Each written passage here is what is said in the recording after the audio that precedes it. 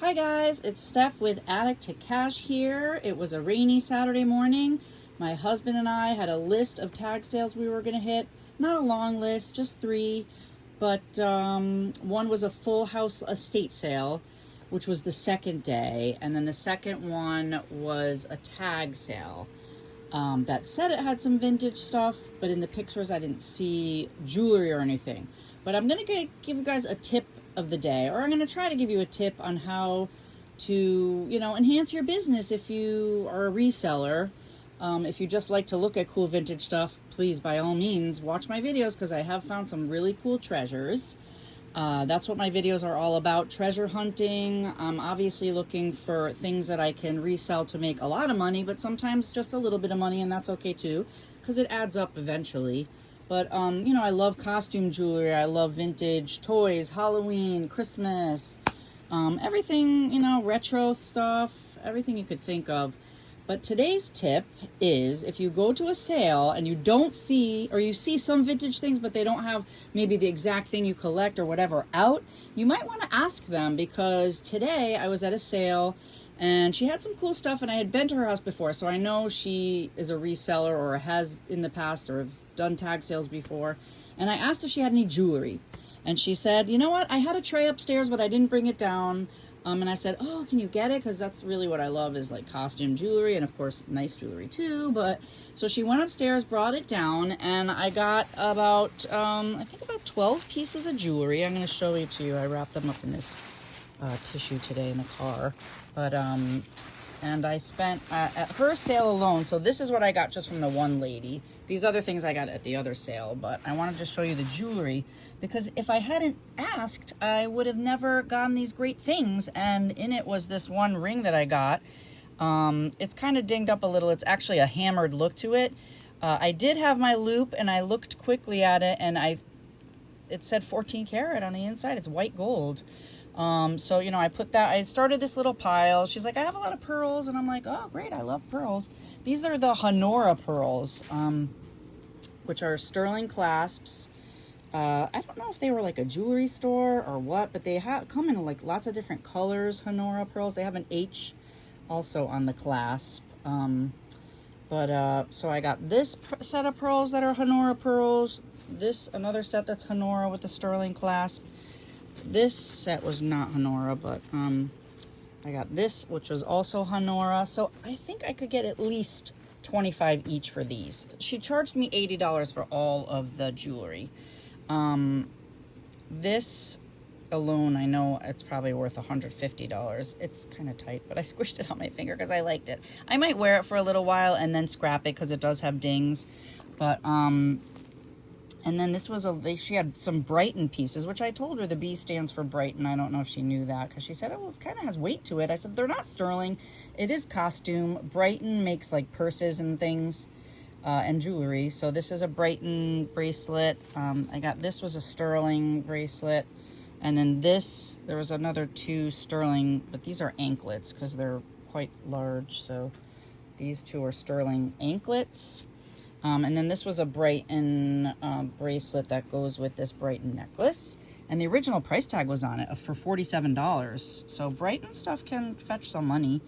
I'm not sure what I'm going to charge for this. And then this was freshwater pearls. And I thought it was a gold clasp because it just had that look, but it's gold filled, which is fine too. So this is probably another $25 piece right there. So these four pieces, $100 right there.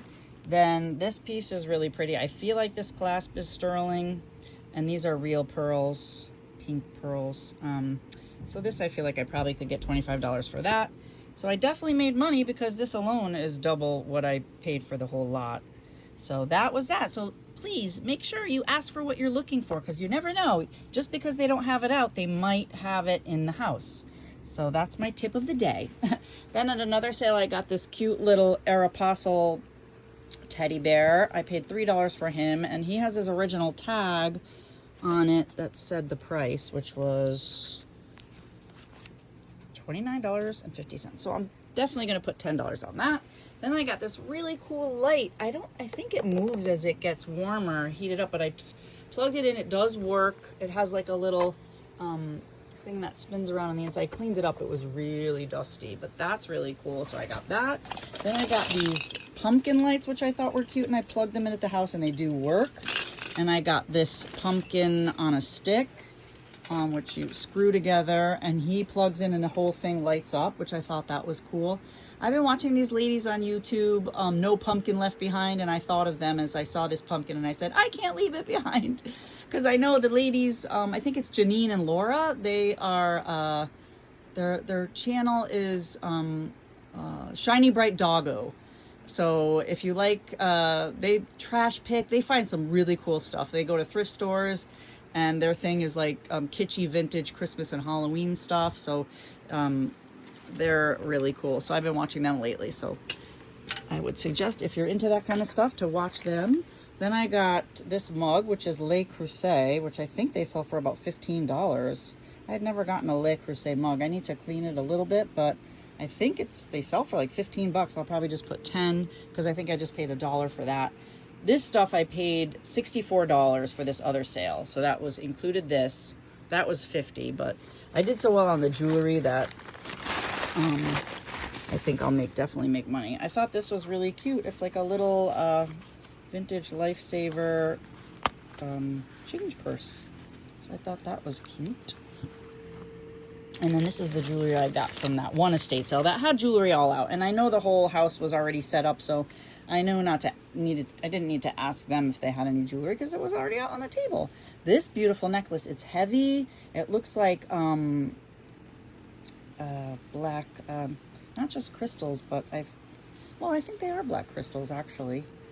And it's marked Germany on the clasp, so that's really beautiful. This is definitely a vintage piece. And then I got this cloisonne bracelet, which was really pretty. I don't know if you could see the colors, but inside too. I could definitely put 10, 15 on that.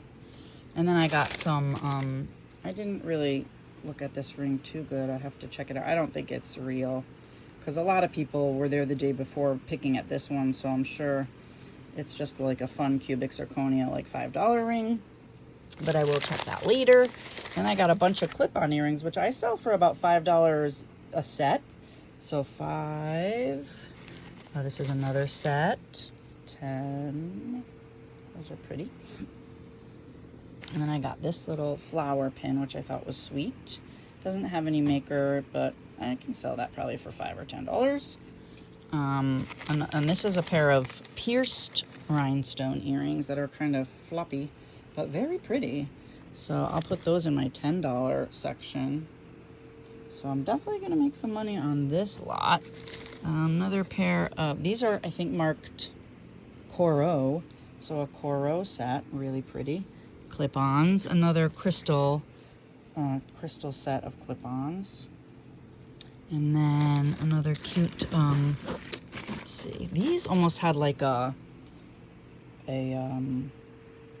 not Hollycraft, but another maker. Miriam Haskell look, I felt like. They're not marked, but they definitely have a very Miriam Haskell-y look to them. So I thought those were really pretty. And these I barely paid anything for. He charged me $10 for all the jewelry. So I know I'm definitely going to make money. I thought this cute little pin, I wish it was sterling, but it is not, but it's still cute. And these crystal drop earrings that are pretty. And I wasn't sure what this is. I don't know if it comes apart, but it definitely has age. It's faux, like, pearls. I'm not sure what it was for. If you know, let me know in the comments. It's not a hat pin, or is it? I'm not sure. It's really cool though, but I'd love to know more if you know anything about that. And then I got these little crystal-y earrings, 2 of those clip-ons. And then these little daisy clip-ons. I know there was another one in here. Where is it? Maybe I thought I had another one of those. Maybe it fell over on this side. I'll have to look back in there. Because I also had a single earring that I found somewhere in here. Oh well, I'm pretty sure there was another one of this. But anyway, either way, I did really great. Oh, wait, here's the single earring. I think that might be gold. I have to look, because if it is, that, you know, I mean, I'll put it in my scrap pile. If it is gold, it's definitely a real little freshwater pearl, you know, because I collect gold and scrap gold, and then I go turn it in every few months after what I found. Oh, did I don't know if there was a flower. Anyway, I'm sure it might be in here. Otherwise, I might have thought. Sometimes I put one in my bag thinking I hope I find the other one, and I didn't find it. So that's all right. Anyway, let me know if you guys have a favorite piece. I love that. So I think I could get like, I don't know, 125 maybe for that. I better not keep it too close to the fire because it's getting hot and it feels like it could melt. But my tip again of the day is to always ask. They might have something that maybe they didn't even think of selling, that you might, you know, you might collect trains or something, and you might ask the person at the house, do you have any of this or that? And they might be ready to part with it. So it's worth asking. Hope you find awesome treasures out there. Thanks for watching. Subscribe if you haven't already, and see you soon.